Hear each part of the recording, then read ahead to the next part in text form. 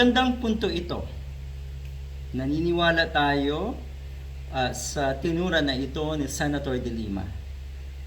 Etong Uniteam split up, ayon sa kanya, ay malaking blessing. It was a blessing. Ako rin, naniniwala. Dahil kung sa puntong ito ay naandyan at dikit pa ang mga Duterte sa mga Marcos, patuloy silang nagkukunwari, patuloy na nanggagamit etong mga Duterte. Okay? Siguro hindi magigising ang administrasyon ni Marcos Jr. Hindi mabubuo ang Quadcom na nag-iimbestiga ngayon ang EJK, Pogo at yun nga yung war on drugs ni Digong. Talagang it was a blessing. Totoong blessing ito para sa bansa natin at sa mga kababayan natin. Ito yon. Sinabi ni dating Senator De Lima ngayong October 14 na maituturing na isang blessing ang pagkakawatak-watak ng Uniteam, a coalition ng mga Marcos at Duterte na nagbigay daan sa pagbubunyag sa di umano'y mga pang-aabuso sa kapangyarihan ng nakaraang administrasyon ni Digong.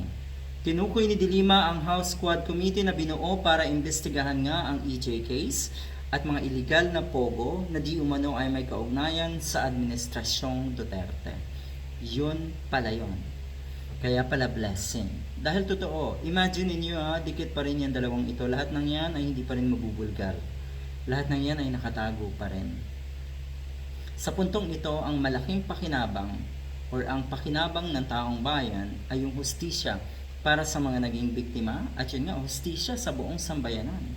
Sa pagdinig ng mega panel, inamin ni Kerwin Espinosa, isang self-confessed drug lord na pinilit siya ni dating Philippine National Police Chief at ngayon ay Senator na si Bato de la Rosa at iba pa or iba pang testigo na idawit nga itong si Senator De Lima. I-implicate sa droga itong si De Lima. Kaya yan po ang nangyari. Ang daming pinahamak. Tama yung term dito. Ang sabi kasi dito, pang-aabuso sa kapangyarihan. Yan po ang totoong nangyari. Inabuso na itong si Digong at ng iba pa ang kanilang kapangyarihan na akala nila hindi or tatagal. Ang ibig sabihin, akala nila forever na naandyan sila sa kapangyarihan at maghahari-harian. Ito pinakamalaking lesson sa lahat sa atin. Lahat talaga ay may hangganan. Mas paniwalaan natin na may hangganan at katapusan ang kasamaan.